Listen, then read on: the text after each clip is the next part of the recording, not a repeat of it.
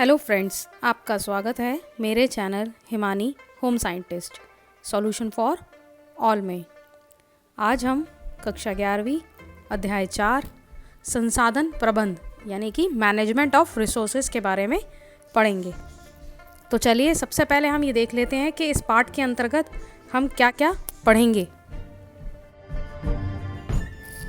सबसे पहले इसके अंतर्गत हम संसाधनों की परिभाषा को जानेंगे कि संसाधन क्या होते हैं, संसाधनों का सही चुनाव किस प्रकार करना चाहिए, संसाधनों की पहचान किस प्रकार करी जाती है और संसाधन कितने प्रकार के होते हैं। मूलतः हम 2 प्रकार के संसाधन पढ़ेंगे इसमें, मानवीय संसाधन और गैर मानवीय संसाधन। जो गैर मानवीय संसाधन होते हैं उन्हीं को भौतिक संसाधन भी कहा जाता है। इसके बाद हम संसाधनों की विशेषताओं के बारे में जानेंगे और आखिरी इसके अंतर्गत हम देखेंगे कि संसाधनों के प्रबंध की आवश्यकता क्यों है, यानी कि मैनेजमेंट ऑफ रिसोर्सेज की आवश्यकता हमें क्यों है और उसके कितने चरण होते हैं। यह सब बातें हम इस पाठ के अंतर्गत देखेंगे। तो चलिए शुरू करते हैं। संसाधन प्रबंध, मैनेजमेंट ऑफ रिसोर्सेज। सबसे पहले हम देखते हैं संसाधन का अर्थ क्या होता है, यानी कि मीनिंग ऑफ रिसोर्सेज। संसाधन वह होते हैं जिनका प्रयोग हम किसी काम के लिए करते हैं ताकि हम अपना लक्ष्य प्राप्त कर सकें। उदाहरण के लिए हम कह सकते हैं समय, ऊर्जा, ज्ञान, रुचि, यह सब क्या है? यह सब साधन है। आज के समय में मनुष्य संसाधनों से घिरा हुआ है, जैसे कि कुर्सी, मेज, फ़ोन, माइक, ये सब एक संसाधन है। यानी कि कहने का मतलब यही है कि मनुष्य जो है पूरी तरह संसाधनों से घिरा हुआ है और ये सब संसाधन जो होते हैं ये हमें अपने लक्ष्य को पूरा करने में हमारी सहायता करते हैं। अब अगला आता है संसाधनों का वर्गीकरण, यानी कि उसके प्रकार। ये बहुत ही इम्पॉर्टेंट है इसमें समझना कि संसाधनों के प्रकार क्या क्या हैं या किस प्रकार से उनका डिफ्रेंशिएट किया गया है, क्लासिफिकेशन की गई है। सबसे पहला है मानव संसाधन और भौतिक संसाधन, जिसे हम भौतिक संसाधन को गैर मानवीय संसाधन भी कहते हैं। दूसरा है व्यक्तिगत और साझे संसाधन। तीसरा है प्राकृतिक और सामुदायिक संसाधन। अब इसको हम डिटेल स्टडी करेंगे जिससे आपको समझ में आएगा कि ये किस प्रकार के संसाधन है और इसके अंतर्गत क्या क्या आता है। इस टॉपिक को प्लीज़ ध्यान से सुनिएगा, ये बहुत इंपॉर्टेंट है आपके लिए। सबसे पहले हम देखेंगे मानवीय संसाधन। वह सभी संसाधन जो प्रत्येक मनुष्य की अपनी क्षमताओं के अनुसार होते हैं, वह प्रत्येक मनुष्य के निहित गुणों में ही छुपे होते हैं, वह सब कहलाते हैं मानवीय संसाधन। प्रत्येक मनुष्य की अपनी इच्छा होती है और अपनी क्षमता होती है जिसके अनुसार वह कोई कार्य करता है। तो कहने का मतलब यह है कि जो मानवीय संसाधन है वो प्रत्येक मनुष्य के लिए अलग अलग हो सकते हैं। पहला, जैसे कि इसके अंतर्गत हम देखेंगे ज्ञान। हर मनुष्य में ज्ञान होना आज के समय में बहुत ही इम्पोर्टेंट है। ज्ञान एक सबसे अमूल्य संसाधन है। व्यक्ति को किसी भी कार्य को सफलतापूर्वक करने के लिए उस विषय का ज्ञान होना बहुत ही आवश्यक माना जाता है। अगर व्यक्ति को अपने लक्ष्य की प्राप्ति करनी है तो उसको उस चीज़ के बारे में ज्ञान होना बहुत ही आवश्यक माना जाता है। दूसरा आता है इंटरेस्ट, यानी कि रुचि। अगर हमारी रुचि किसी कार्य को करने की नहीं है तो हम उस कार्य को अच्छे से नहीं कर सकते या अपने लक्ष्य को अच्छे से प्राप्त नहीं कर पाएंगे। जैसे कि हम कह सकते हैं कि गृहिणी जो होती है, अगर भोजन बनाने में रुचि ना रखे तो वह उसको भोजन बनाने में उसको ज़्यादा समय लगेगा और हो सकता है कि भोजन पौष्टिक भी ना बने और अच्छा भी ना बने। लेकिन अगर वही गृहिणी भोजन पकाने में रुचि रखती हो तो उसको भोजन पकाने में कम समय लगेगा और बहुत ही पौष्टिक और सुंदर भोजन तैयार होएगा। तीसरा आता है इसके अंदर उसकी कौशल, यानी कि स्किल कैसी है।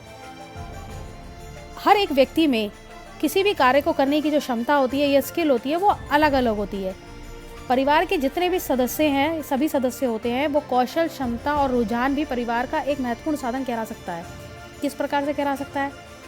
भाई हमें अगर मान लो अपने घर में, हमारे घर में पैसे की कमी है और हमें अपने पैसे बचाने हैं और आपके घर में किसी बच्चे को नई ड्रेस लेनी है, तो अगर उस घर की गृहिणी को सिलाई आती हो, बुनाई आती हो, तो वो खुद सिलकर उस बच्चे को वो ड्रेस पहना सकती है और अपनी धन की बचत कर सकती है। इसी प्रकार घर का कोई भी सदस्य यदि बिजली के उपकरण को ठीक कर दे तो वह भी धन की एक तरह की बचत ही होगी, क्योंकि बिजली का जो उपकरण जो ख़राब हो रखा है अगर उसे बाहर ठीक कराओगे तो भी खर्चा होएगा। अगला इसके अंतर्गत आता है समय। समय एक बहुत ही महत्वपूर्ण संसाधन है। हम सभी जानते हैं कि यह जो संसाधन है सभी के पास बराबर होता है।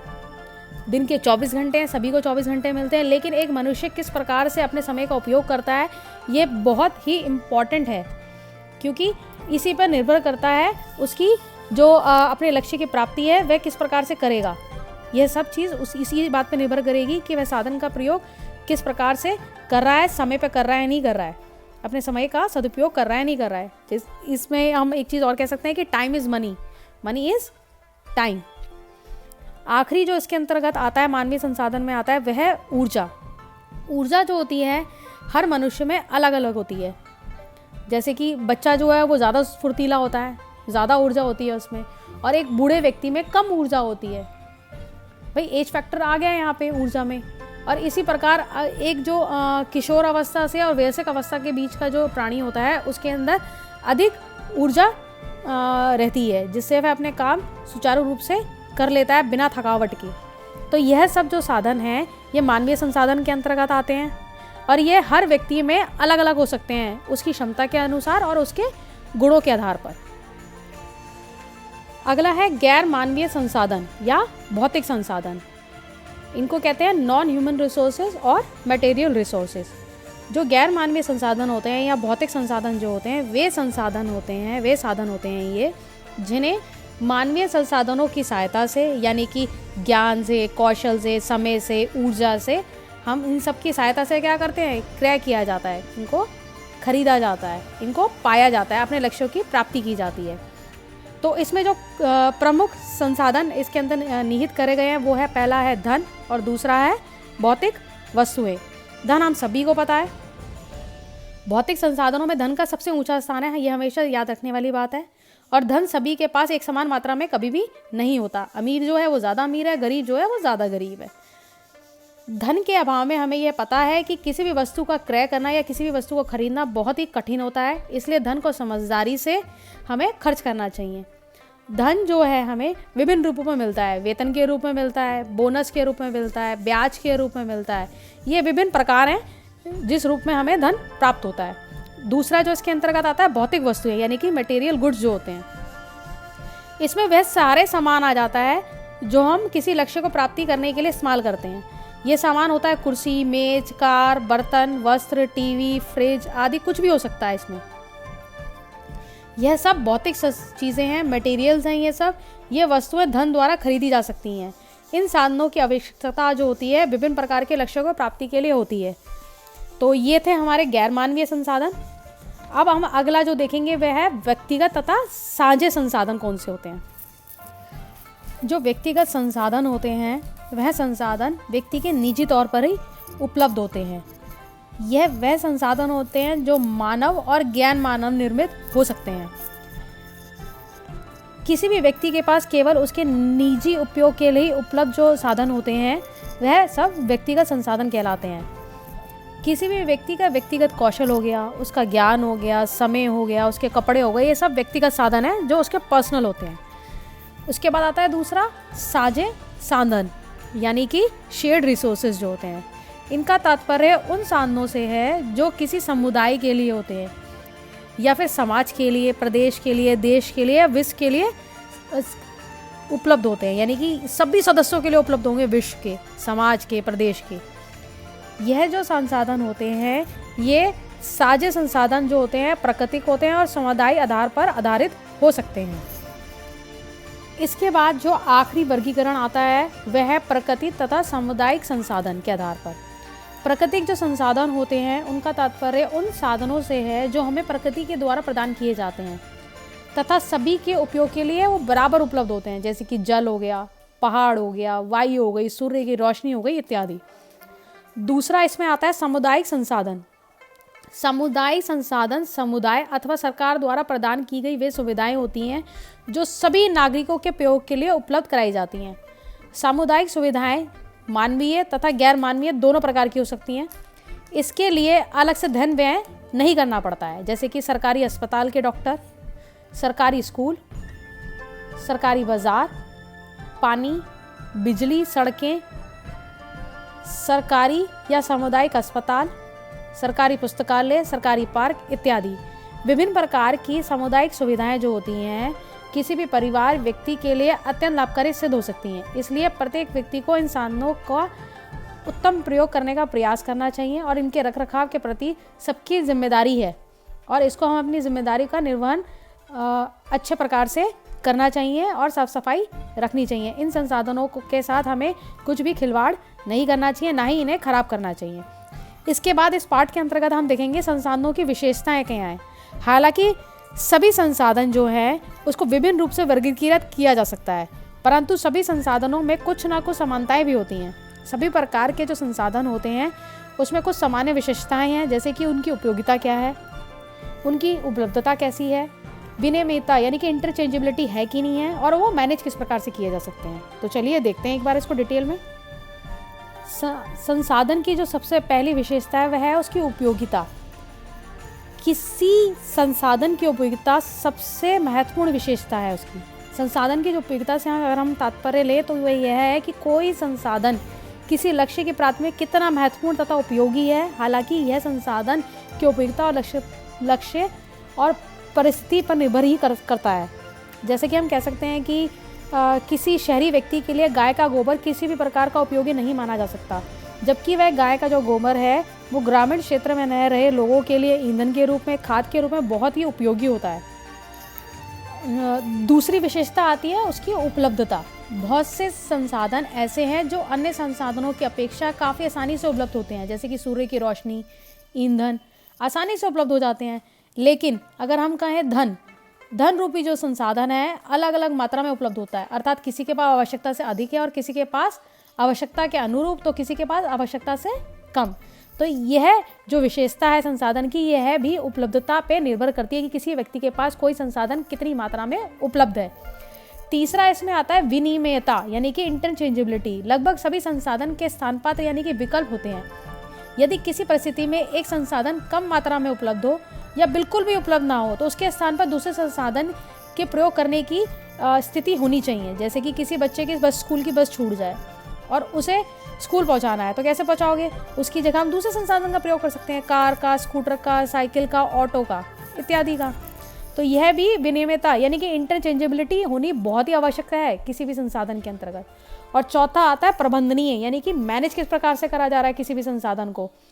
जैसे कि हम कह सकते हैं इसके अंतर्गत कि रोज कपड़े थोड़े थोड़े करके कपड़े धोने से अच्छा है कि 3 से 4 दिन में एक साथ कपड़े धो लिए जाएं। इससे क्या होगा? इससे श्रम की बचत हो जाएगी, समय की हो जाएगी, जल की हो जाएगी, साबुन की हो जाएगी। और इससे संसाधनों की बचत होने से क्या होगा? आपकी जो व्यय है, जो धन का व्यय है वो कम होगा और आपकी बचत बढ़ेगी।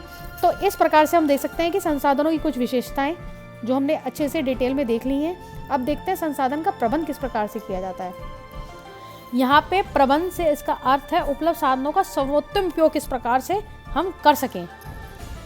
संसाधन के प्रबंध की आवश्यकता ही क्यों पड़ती है हमें? क्योंकि जो संसाधन है वो सभी साधन हमारे सीमित होते हैं और संसाधन दीर्घकाल तक हमारे बच्चों के पास उपलब्ध रहें, इसके लिए ज़रूरी है कि हम इसका प्रबंध उचित प्रकार से करें और सभी को जो संसाधन है उचित मात्रा में उपलब्ध होते रहें हमेशा। पर्यावरण को हम क्षति कम से कम पहुँचा सकें और जनसंख्या की वृद्धि के कारण जो संसाधनों में निरंतर कमी आ रही है उसको हम पूरा कर सकें। यह सब कुछ आवश्यकताएं हैं हमें संसाधनों को प्रबंध करने के लिए। अब आखिरी जो हम इसके अंतर्गत देखेंगे वह प्रबंध की प्रक्रिया यानी कि प्रोसेस ऑफ मैनेजमेंट। प्रबंध वह प्रक्रिया है जिसमें उपलब्ध साधनों का उचित तथा कुशलतापूर्वक प्रयोग करके लक्ष्य को प्राप्त किया जाता है। यानी कि हम सिंपल भाषा में यह भी कह सकते हैं कि किसी भी कार्य को संपन्न करने के लिए कई साधनों की आवश्यकता होती है। साधन सीमित होने के कारण अपने लक्ष्य की प्राप्ति हेतु उनका उचित प्रबंध किया जाना बहुत ही आवश्यक होता है। उचित प्रबंध या व्यवस्था वर्तमान युग की आवश्यकता है। सुनियोजित प्रबंध द्वारा वांछित लक्ष्य कम समय और दक्षता द्वारा प्राप्त किए जा सकते हैं। दूसरे शब्दों में हम यह भी कह सकते हैं कि अपने लक्ष्यों को उपलब्ध साधनों के व्यवस्थित प्रयोग द्वारा प्राप्त करना ही प्रबंध या व्यवस्था कहलाती है। इसकी आवश्यकता ही क्यों है हमें प्रबंध की? प्रबंध की आवश्यकता में निम्न कारणों से होती है। उचित प्रबंध द्वारा ही उपलब्ध साधनों की सीमाओं का हमें ज्ञान हो पाता है। प्रबंध करने से अल्पकालीन या दीर्घकालीन लक्ष्य निर्धारित करने में सहायता मिलती है और हम लक्ष्य की प्राप्ति कर पाते हैं प्रबंध के द्वारा ही, उचित प्रबंध द्वारा ही लक्ष्यों की अपेक्षाकृत हम कम खर्च करके, यानी कि कम शक्ति, कम समय, कम धन खर्च करके हम प्राप्त कर सकते हैं। जो उचित प्रबंध है उसके द्वारा परिवार का जो जीवन स्तर है उसे ऊंचा उठाने में बहुत ही सहायता मिलती है, जबकि कुप्रबंध यानी कि मिस मैनेजमेंट द्वारा परिवार के सदस्यों के विकास में बड़ी बाधा साबित हो सकती है। क्रिया है, इसके विभिन्न चरण हैं, यानी कि स्टेप्स ऑफ मैनेजमेंट हैं, जिसके अंदर 5 चरण आते हैं आपके। पहला आता है नियोजन, यानी कि प्लानिंग करना। दूसरा आता है आयोजन, यानी कि ऑर्गेनाइज किस प्रकार से करना है हमें। तीसरा आता है क्रियावंकन, यानी कि क्रिया में कैसे लाना है, उपयोग किस प्रकार से करना है।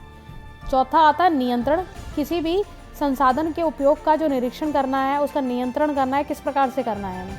और आखिरी जो हमारा आता है इसमें चरण, वह है मूल्यांकन, यानी कि इवैल्यूएशन, कि हमें सफलता प्राप्त हुई या असफलता प्राप्त हुई, इसको जांचना। तो चलिए एक बार इसको डिटेल से जान लेते हैं, समझ लेते हैं। पहला पॉइंट, नियोजन यानी कि प्लानिंग। वांछित लक्ष्यों की प्राप्ति के लिए भविष्य में किए जाने वाले कार्यों की योजना बनाना ही नियोजन कहलाता है। जो नियोजन है या योजना बनाने के दौरान कुछ बातें हमें ध्यान में रखनी होती हैं कि वर्तमान स्थिति क्या है, अर्थात इस बात को सुनिश्चित करना कि तभी हमारे पास क्या है और भविष्य में हम क्या पाना चाहते हैं, कहाँ पहुँचना है, अर्थात वर्तमान और भविष्य की आवश्यकताओं को ध्यान रखते हुए भावी उद्देश्यों एवं लक्ष्यों का निर्धारण करना। अंतराल अर्थात वर्तमान तथा वांछित स्थिति के बीच के अंतर का ज्ञान, ताकि इन दोनों के बीच के अंतराल को ध्यान में रखकर योजना बनाई जा सके। वांछित उद्देश्य को कैसे प्राप्त कर सकते हैं, अर्थात अपने लक्ष्य उद्देश्य को प्राप्त करने के लिए क्या क्या करना है और कैसे करना है, जैसे निर्णय लिए जा सके। वर्तमान स्थिति और कहाँ हमें पहुँचना है, इन दोनों के अंतराल में जो हम उद्देश्य बनाते हैं या हम जो भी प्लानिंग करते हैं उसे नियोजन कहते हैं। नियोजन के विभिन्न चरण होते हैं, स्टेप्स होते हैं। योजना बनाते समय सबसे पहले योजना बनाने का कारण और उद्देश्य ध्यान में रखना चाहिए हमेशा। उसके बाद दीर्घकाल व अल्पकालीन लक्ष्यों को निर्धारित किया जाता है। उपलब्ध साधनों को सूचीबद्ध किया जाता है। उपलब्ध साधनों को आधार मानकर लक्ष्य प्राप्ति के लिए योजना तैयार की जाती है। उचित कार्य विधि का चुनाव प्रत्येक साधन के उपयोग के आधार पर किया जाता है।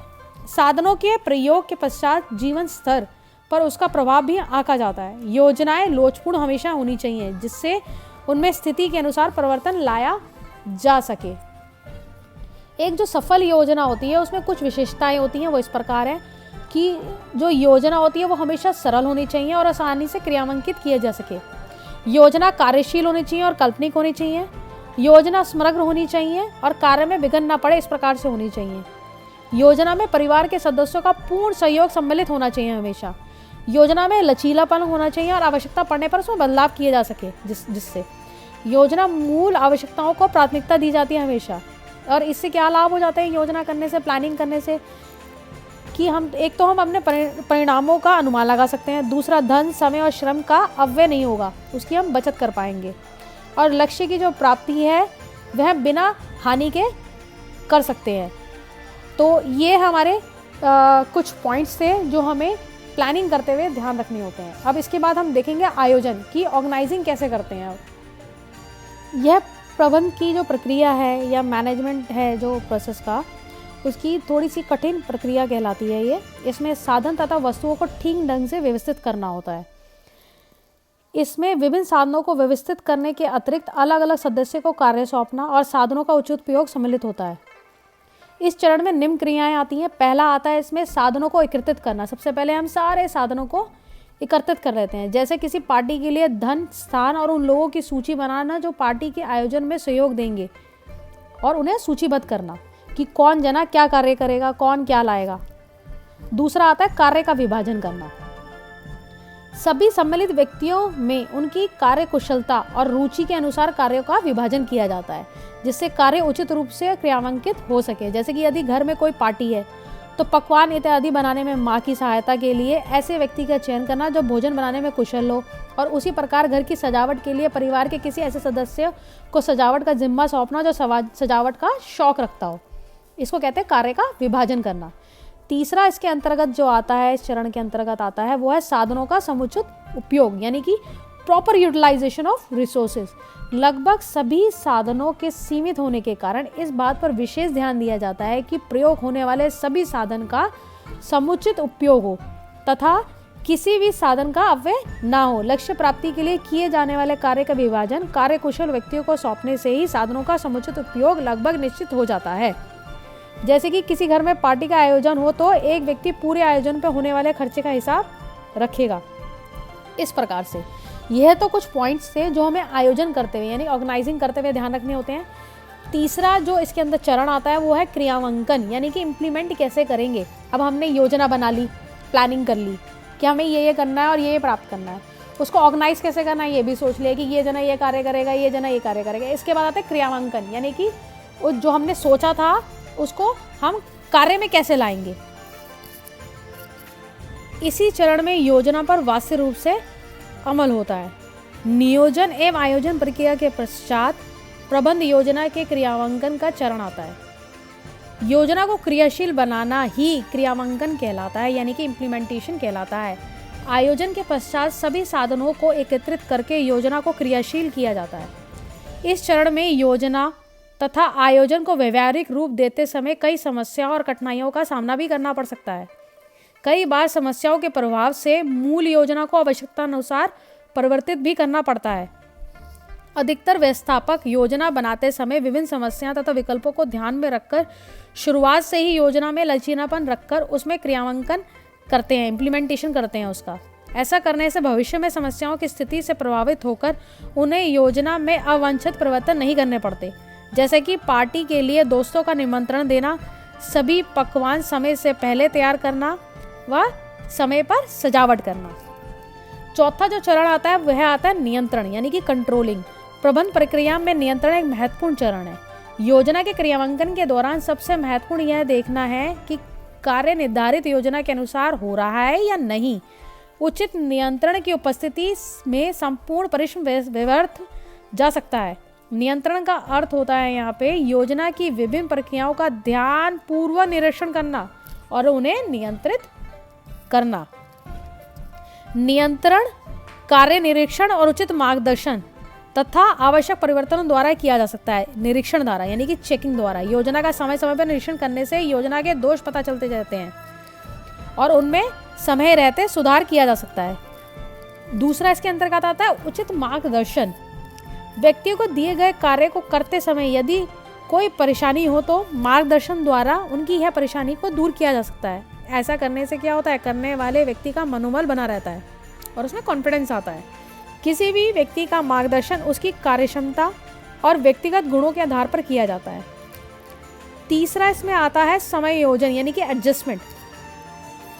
कार्य करते समय नई अथवा आकस्मिक परिस्थितियों के अनुसार समायोजन करके ही लक्ष्यों की प्राप्ति की जा सकती है। हालांकि यह समायोजन के लचीलेपन पर भी निर्भर करता है। जैसे कि यदि किसी गृहिणी के शाम के नाश्ते के लिए पकौड़े बनाने की योजना बनाई हो और समय की कमी के चलते वह ऐसा ना कर पाए तो वह पकौड़ों के स्थान पर जल्दी से बनने वाले सैंडविच बनाकर परोस सकती है। अन्यथा रात का भोजन तैयार करने में देरी हो सकती है उसे और उसे परेशानी का सामना करना पड़ेगा। अब आखिरी जो चरण आया इसमें वह है मूल्यांकन, यानी कि इवैल्यूएशन। योजना के अनुसार कार्य की पूर्ति तथा लक्ष्य की प्राप्ति की जांचना ही मूल्यांकन कहलाता है। मूल्यांकन जो है प्रबंध प्रक्रिया का सबसे अंतिम और अनिवार्य चरण है। योजना के पूर्ण हो जाने के बाद उसका मूल्यांकन करना जरूरी है ताकि जिस कार्य के लिए योजना बनाई गई थी उसकी लक्ष्य प्राप्ति में सफलता या असफलता को आंका जा सके। हम ये देख सके कि हमारे जो लक्ष्य है वो पूर्ण हुआ है या नहीं हुआ है। हालांकि यह ज़रूरी नहीं कि मूल्यांकन केवल लक्ष्य प्राप्ति के बाद ही किया जाए।